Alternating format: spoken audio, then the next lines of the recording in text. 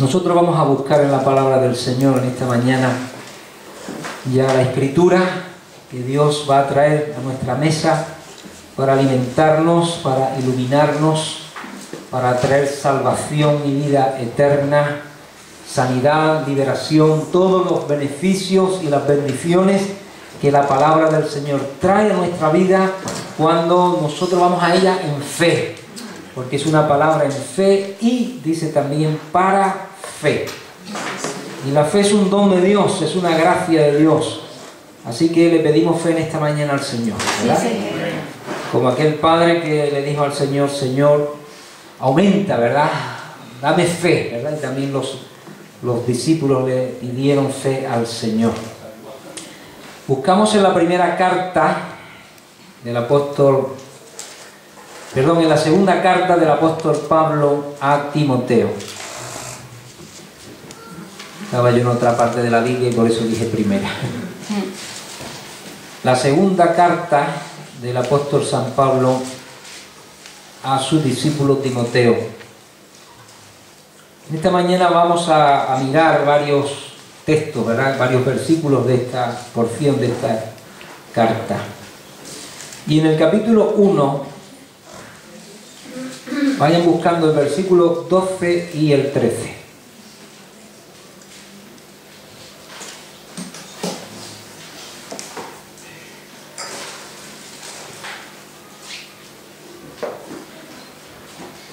¿Lo tienen ya, hermanos? Sí. Muy bien. Dice la palabra del Señor: por lo cual, asimismo padezco esto, pero no me avergüenzo, porque yo sé a quién he creído, y estoy seguro que es poderoso para guardar mi depósito para aquel día. Dice el versículo 13: retén la forma de las sanas palabras que de mí oíste, en la fe y amor que es en Cristo Jesús. Amén.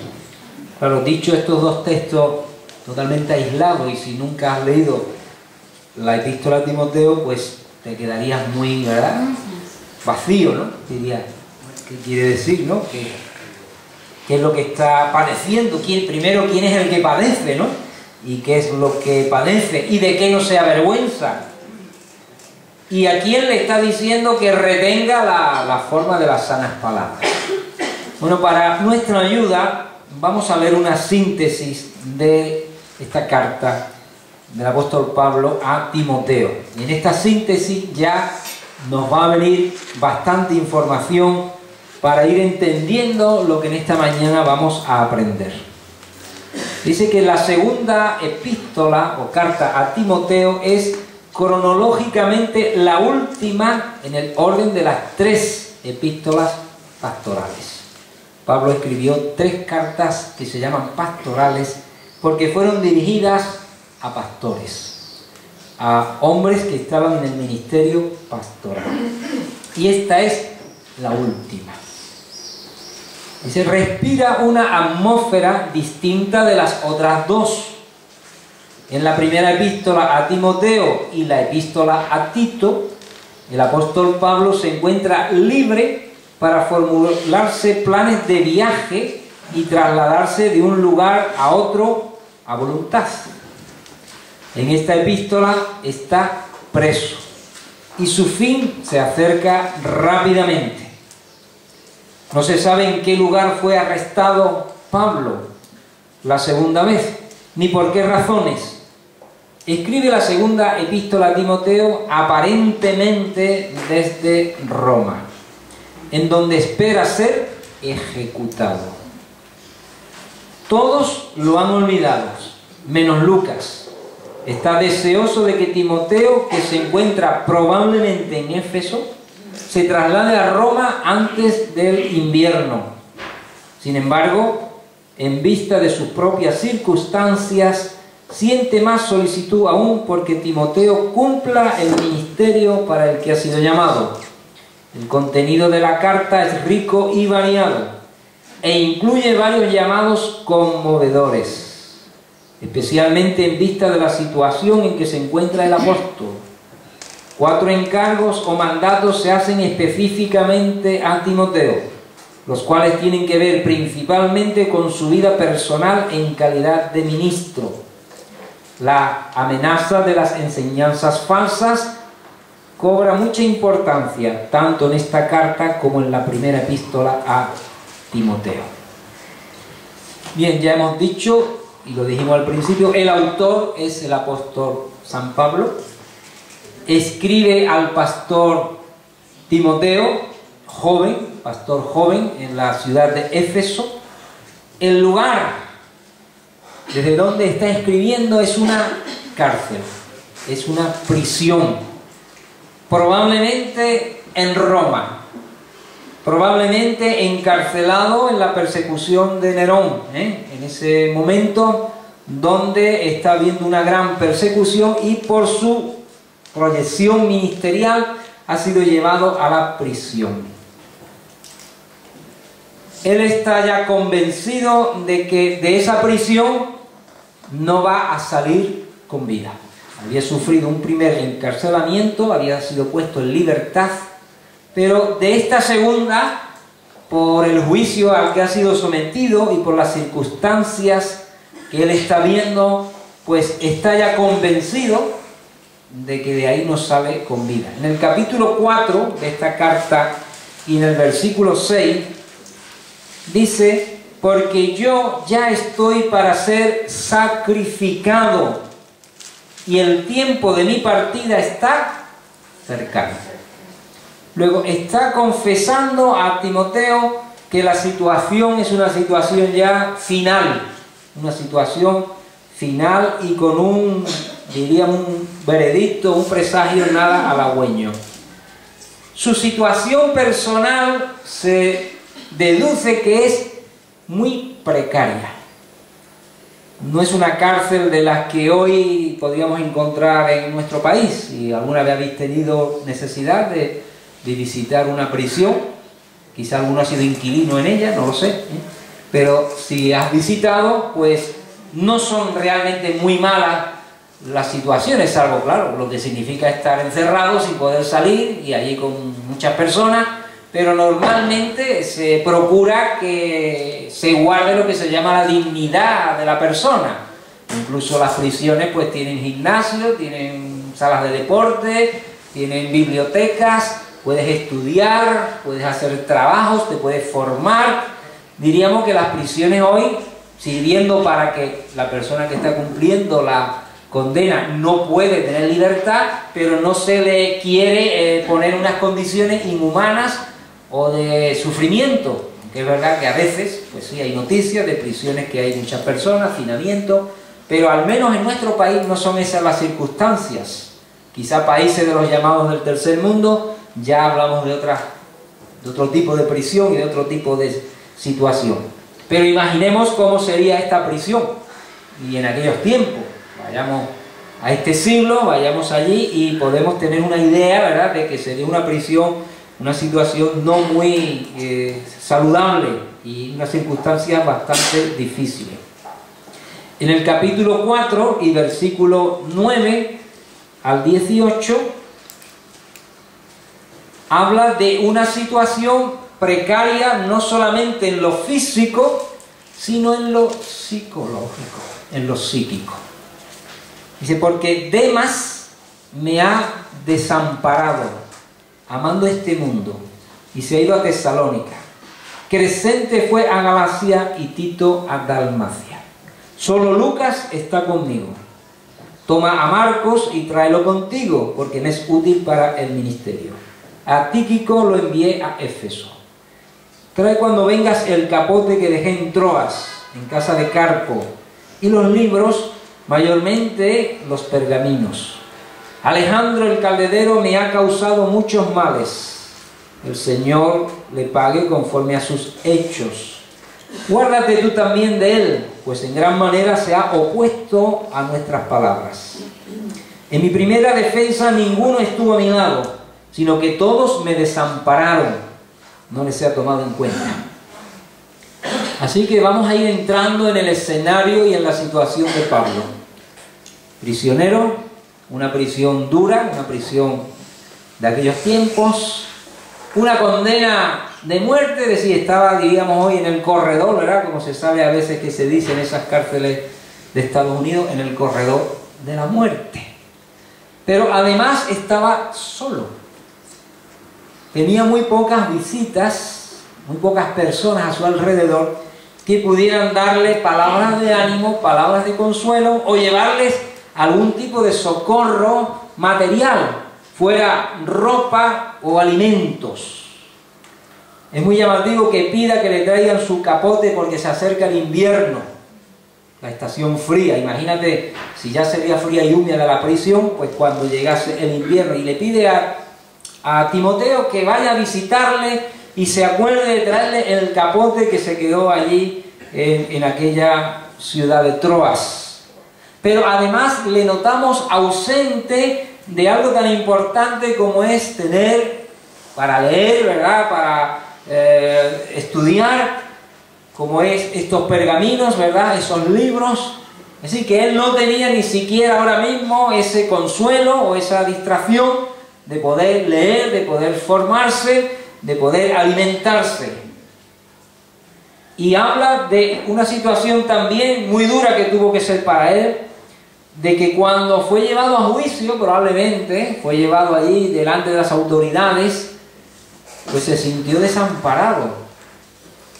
Imaginémonos, ¿verdad? Nosotros que fuéramos llevados a un interrogatorio, a un juicio, a una situación difícil, y hoy vemos, ¿verdad?, en nuestra sociedad cuando a veces ciertas personas muy conocidas son llevadas a los juicios, que procuran ir arropados, ¿no? Lo que se llama arropados. Entonces los políticos se arropan a ellos mismos, las familias arropan a su familiar, para que cuando llegue a ese lugar pues pueda mirar a la derecha, izquierda o en la propia sala del juicio y sepa que ahí hay personas, ¿verdad?, personas que le apoyan y que le animan.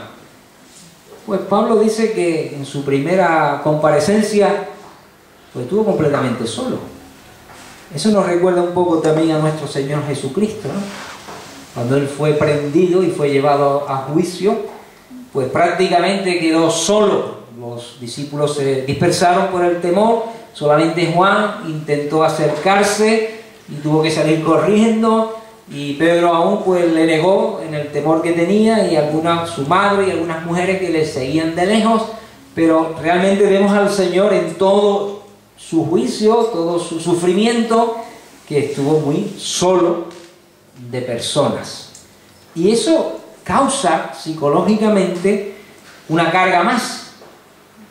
Recordemos también a Juan el Bautista, cuando fue encarcelado por la pena de muerte ya sobre su cuello, como él se quedó allí prácticamente con 2 discípulos de todo lo que tenía, y le entró esa carga psicológica de decir, bueno, mereció la pena todo el esfuerzo, todo el trabajo que he hecho. ¿Será Jesús verdaderamente el Hijo de Dios por el cual yo estoy respondiendo a mi vehemente mensaje?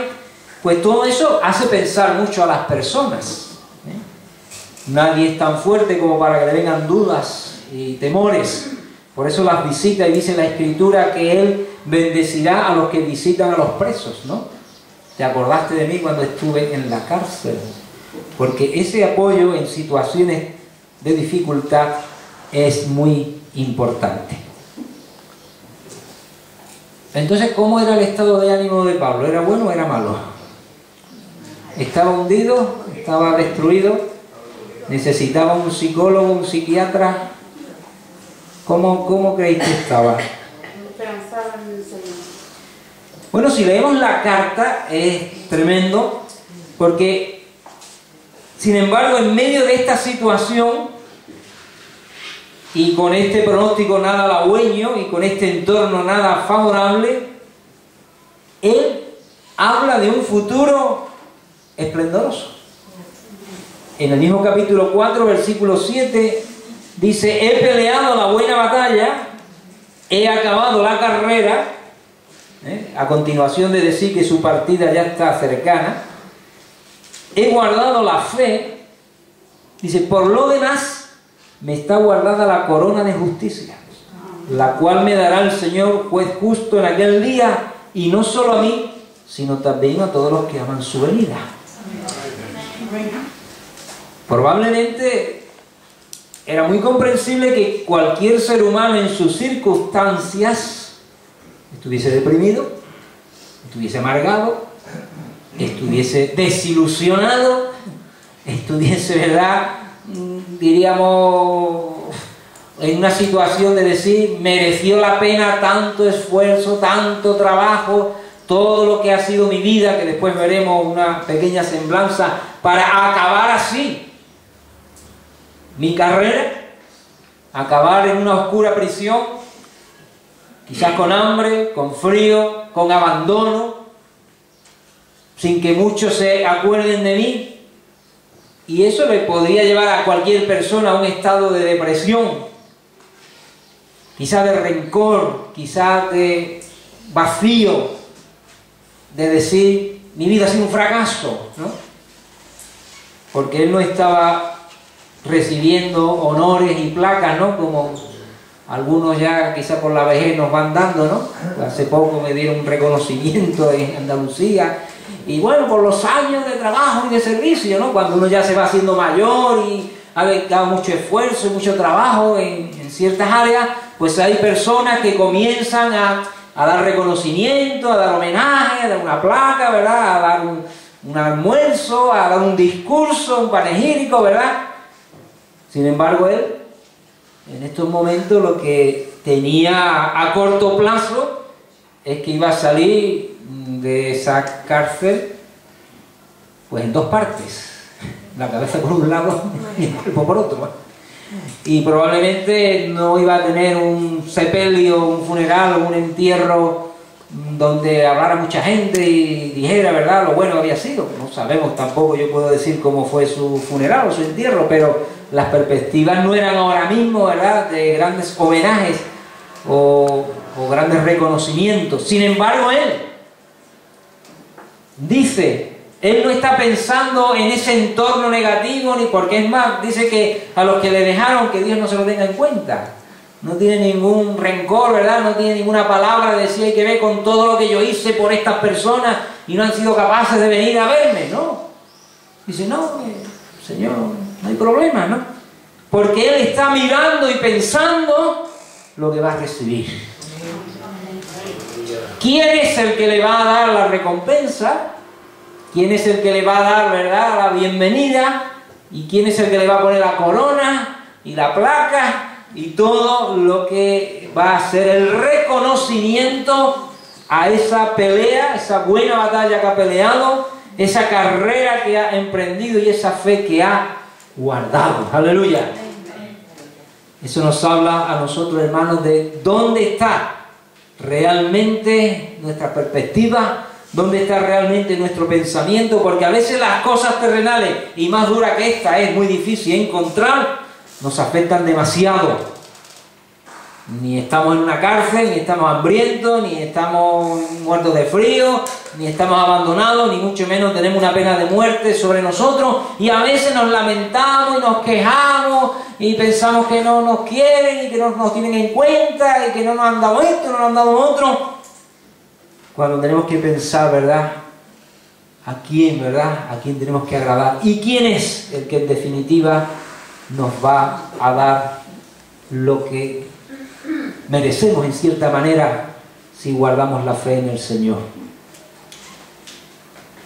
Para los que conocemos la biografía de Pablo, diríamos que su vida no fue nada fácil ni tranquila. Al menos desde el momento en que conoció a Cristo.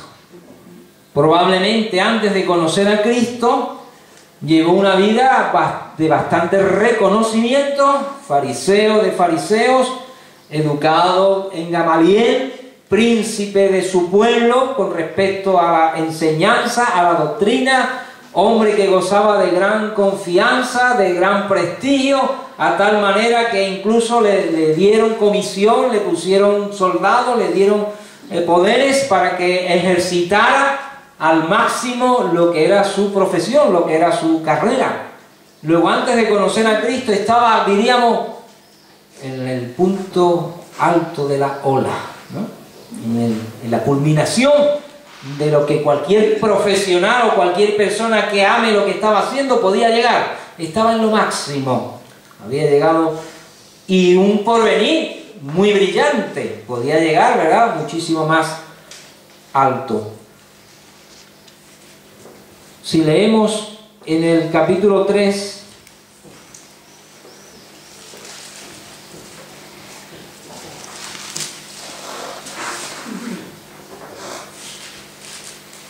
el versículo 10, pero tú has seguido mi doctrina, conducta, propósito, fe, longanimidad, amor, paciencia.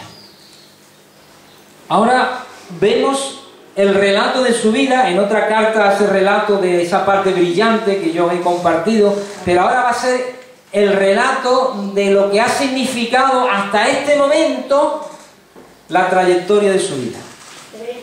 2 de Timoteo capítulo 3, versículo 10, y estamos ya en el 11. Persecuciones, padecimientos, como los que me sobrevinieron en Antioquía, en Iconio, en Listra, persecuciones que he sufrido y de todas me ha librado el Señor. Y también dice, todos los que quieren vivir piadosamente en Cristo Jesús padecerán persecución. Luego, la vida de Pablo ha sido una vida nada tranquila. En otros pasajes relata los naufragios, los apedreamientos, los encarcelamientos, las acechanzas de muerte, los azotes con vara, los peligros en el desierto, los peligros en la mar, los peligros en los ríos, entre falsos creyentes. Una situación de una vida que, expuesta de esta manera, si yo os dijera, ¿queréis vivir este tipo de vida? Pues muchos dirían que no, ¿no? Digo yo. Si yo te propusiera, mira, te propongo un tipo de vida, ¿cuál? Digo, pues mira, apedreamiento, ¿te gusta? Azotes de 39 azotes en la espalda, ¿te gusta? Naufragios, hambre, sed, frío, acechanzas de muerte, peligros en los caminos, encarcelamientos. ¿Quién quiere venir conmigo a esa vida? Probablemente pues se rechazaría, ¿no? O te lo diría, espérate que me lo piense, ¿no? Y ahora encontramos a Pablo, que ese ha sido su bagaje, animando a su discípulo Timoteo que persista en ese modelo de vida. Qué poco querías a Timoteo, Pablo. Y tú dices que es tu discípulo amado, que es el que tú llamaste siendo un jovencito y te lo llevaste, ¿verdad? Y que te enternece de sus lágrimas, ¿verdad? Y tú le quieres proponer a Timoteo un modelo de vida para que se encuentre al cabo de los años igual que tú. ¿Alguno sabe cómo murió Timoteo? ¿Alguien lo sabe? No. Vamos, yo me enteré hace poco preparando este estudio. Murió arrastrado por un caballo por las calles de una ciudad. ¿Te imaginas, no? Que te amarren a la cola de un caballo, le golpeen al animal, salga corriendo y te vaya golpeando. Pues sí, así murió Timoteo según la historia. En el capítulo 1, versículo 6 dice: por lo cual te aconsejo que avives el fuego del don de Dios que está en ti por la imposición de mis manos. Porque no nos ha dado Dios espíritu de cobardía, sino de poder, de amor y de dominio propio. Por tanto, no te avergüences de dar testimonio de nuestro Señor, ni de mí, preso suyo, sino participa de las aflicciones por el Evangelio según el poder de Dios. En el capítulo 2, versículo 1. Tú, pues, hijo mío, esfuérzate en la gracia que es en Cristo Jesús. El 2, lo que has oído de mí ante muchos testigos, esto encarga a hombres fieles que sean idóneos para enseñar también a otros. No solamente anima a Timoteo, sino que le dice a Timoteo que anime a otros. Pablo, ¿sabes? ¿Tú qué quieres? ¿Que la gente sufra? ¿Quieres llevar a las personas a las cárceles, a los sacrificios, a los padecimientos? Dice también, tú pues sufre penalidades como buen soldado de Jesucristo. Antes leímos en la síntesis que Pablo, más que estar preocupado por sí mismo, aunque manifiesta un sentido de preocupación y de carencias, tiene mucho interés, tiene mucha preocupación por Timoteo, por la iglesia de Éfeso y por las enseñanzas de aquellos tiempos. Es decir, que aún con esa pena de muerte que en cualquier momento le podían decir, a ver, sal fuera o allí mismo te vamos a cortar la cabeza, sin embargo, él está hasta el último momento ejerciendo su ministerio, animando a otros, ¿verdad? Enseñando, corrigiendo. Y yo te pregunto en esta mañana, ¿tú animarías a alguien que ames, a tu esposa, a tus hijos, a tus padres, a tus amigos, a que sigan un modelo de vida que pudiera llevarlos a un fin semejante? Porque hoy en España estamos bien, gracias y gloria a Dios, pero hace 500, 400, 300 años a los que creían igual que nosotros los mataban. Después de un martirio, después de un encarcelamiento, después de unos juicios, después de unos sufrimientos, o perdían sus bienes, o perdían todo lo que tenían, o tenían que exiliarse, o eran expulsados. Entonces yo te hago la pregunta, ¿tú animarías a que personas que tú amas siguieran un modelo de vida que pudiera dar, como se dice literalmente, con sus huesos en la cárcel? ¿Sí? No. ¿No? Un modelo de vida que llega a la gente a la cárcel. Bueno, Pablo estaba animando a Timoteo que siguiera un modelo de vida que le podía llevar a la cárcel. Por Cristo, claro, no porque robara, ¿no? Está claro, estamos hablando por Cristo. ¿O tú no crees que tu modelo de vida te puede llevar a la cárcel? Si hay una persecución, ¿no? Porque vete a Marruecos y ponte a predicar en una plaza pública, a ver a dónde te van a llevar. O vete a Irak, o vete a Irán, o vete a Corea del Norte y ponte allí a anunciar a Cristo, a ver a dónde te va a llevar ese modelo de vida.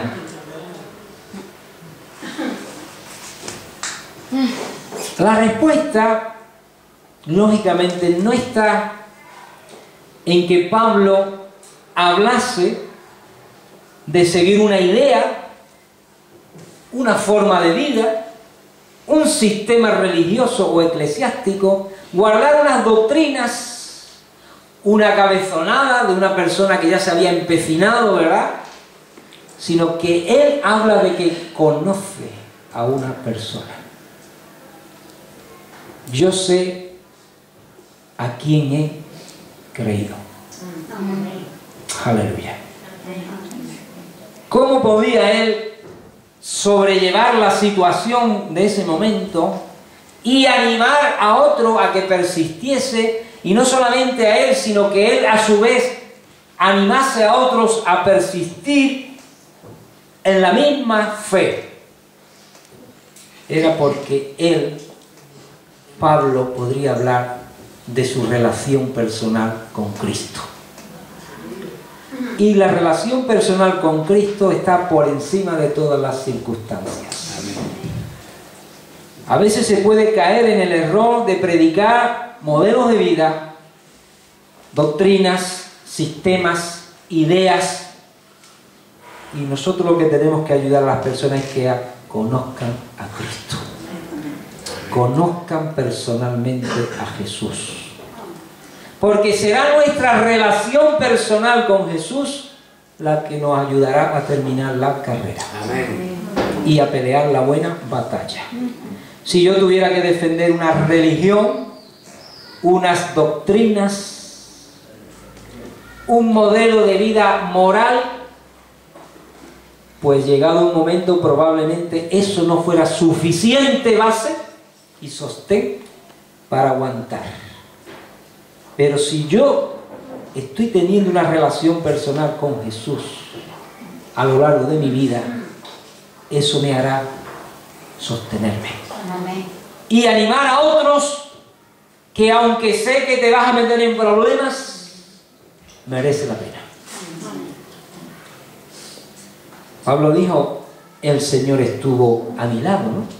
Sí. Dice que en su primera defensa ninguno estuvo a mi lado, sino que todos me desampararon, no les he tomado en cuenta. Pero ¿qué dice? El Señor estuvo a mi lado. ¿Y qué me dio? Fuerzas. ¿Para qué? Para cumplir su ministerio. Aleluya. Nosotros hablamos que el Espíritu Santo es Paracletos, el que anda a tu lado, el que está a tu lado, y el que te sostiene y te da fuerzas. Pablo hablaba de Jesús de Nazaret, que había muerto, que había resucitado.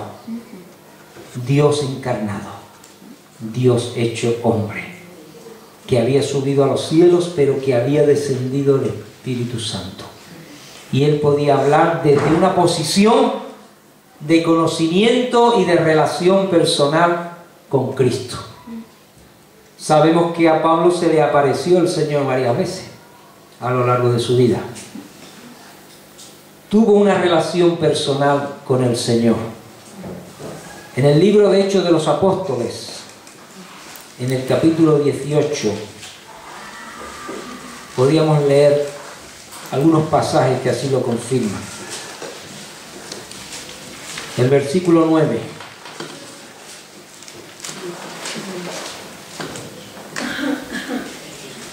Hechos de los Apóstoles, capítulo 18, versículo 9.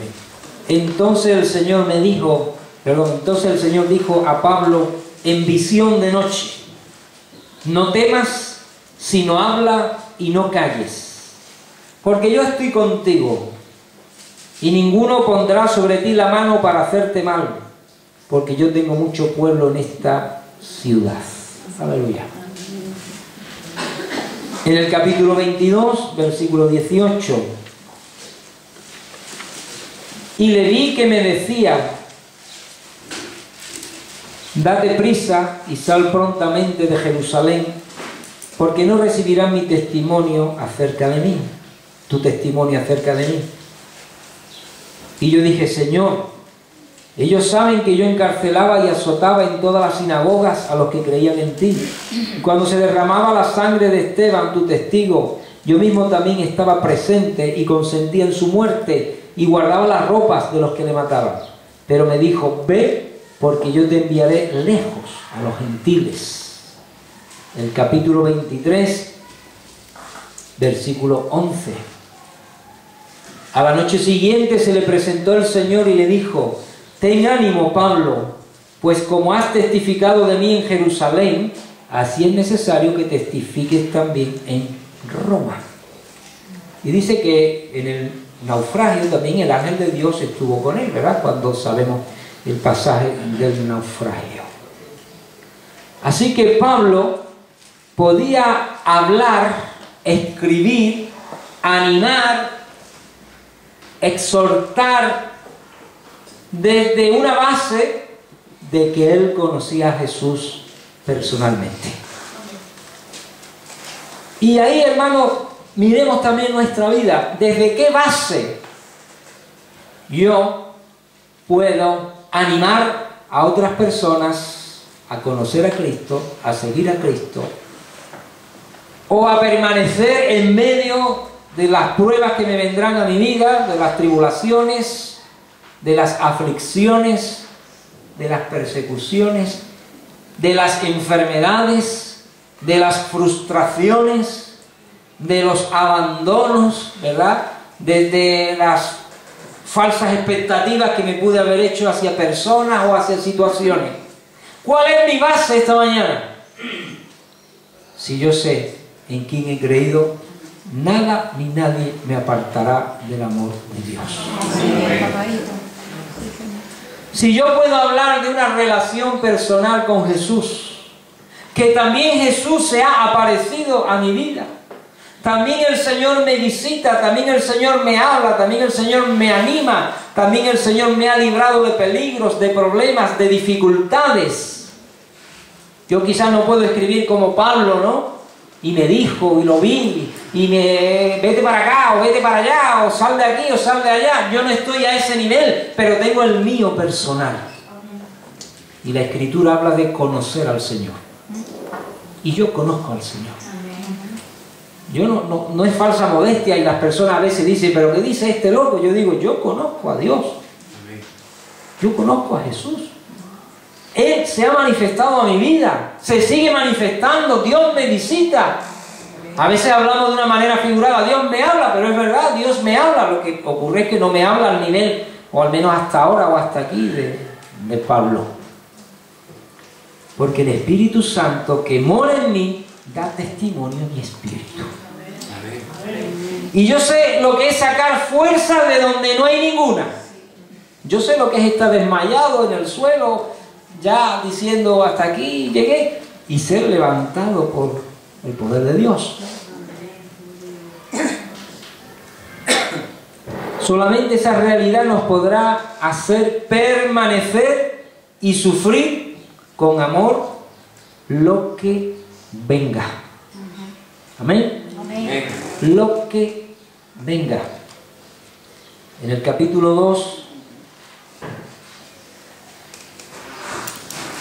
de 2 de Timoteo,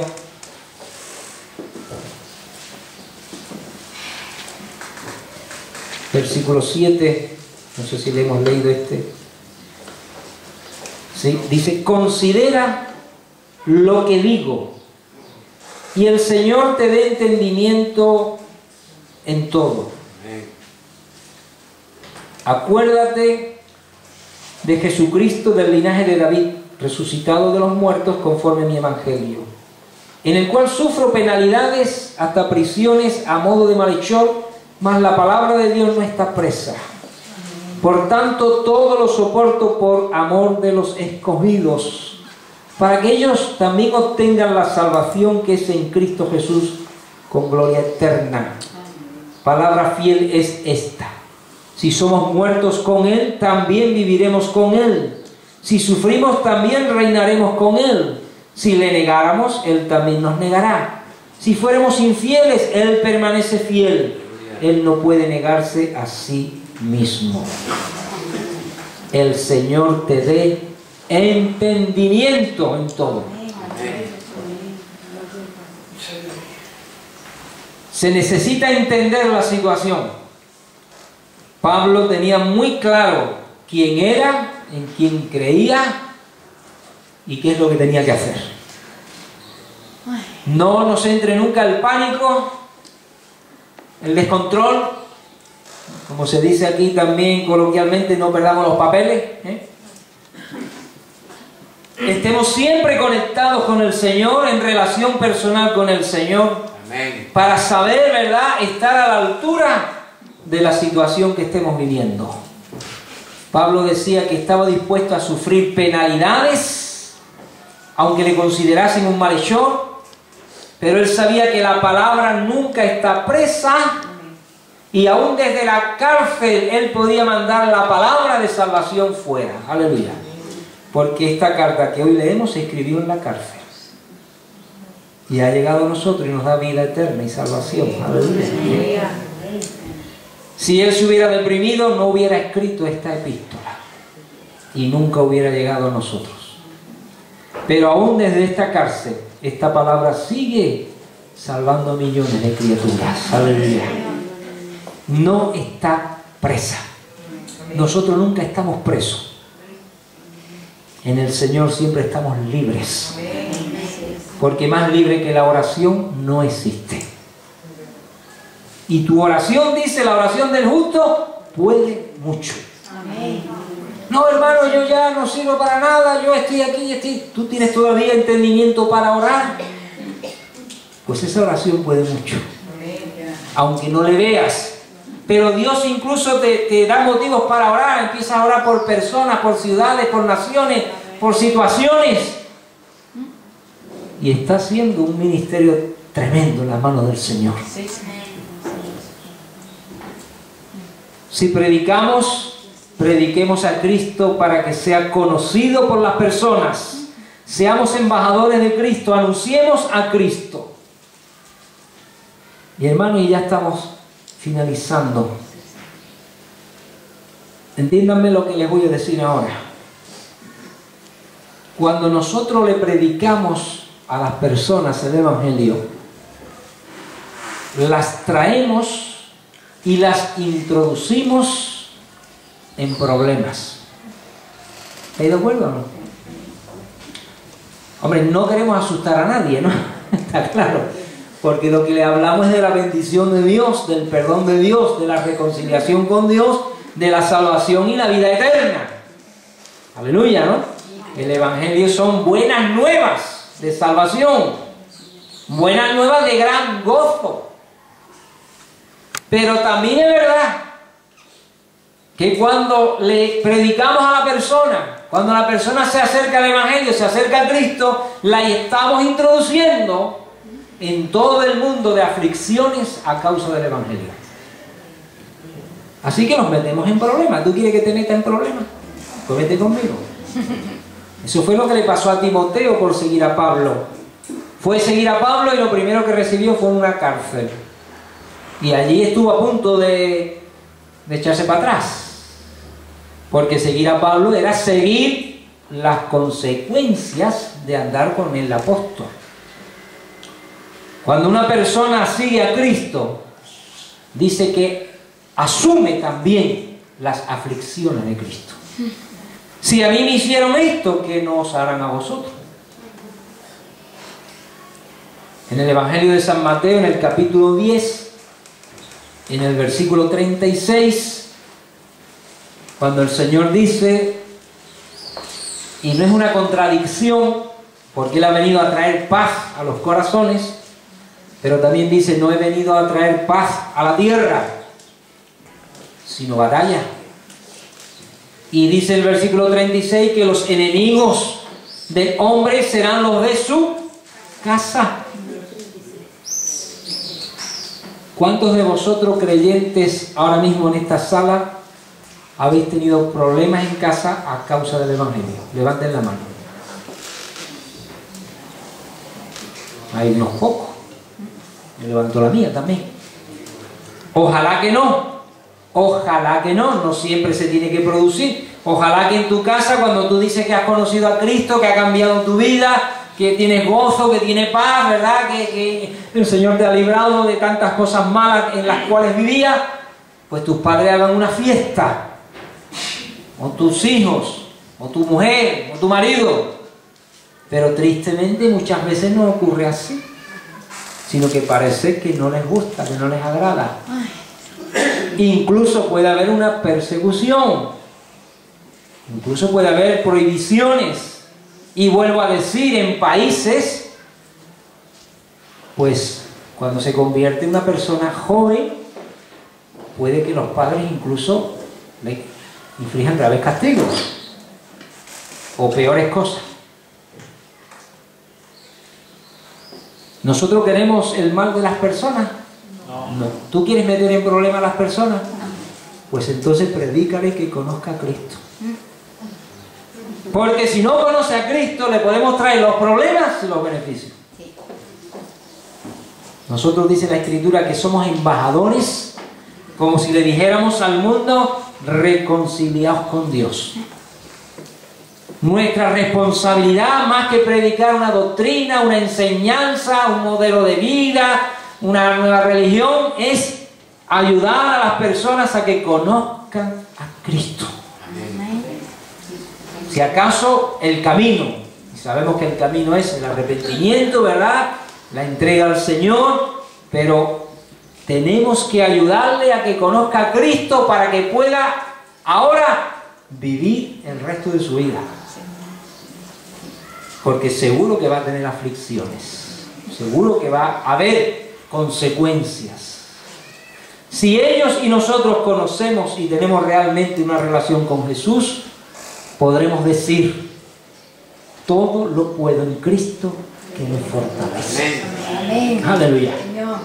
No había prisión, no había frío, no había hambruna, no había abandono humano que pudiera derrotar la fe de Pablo.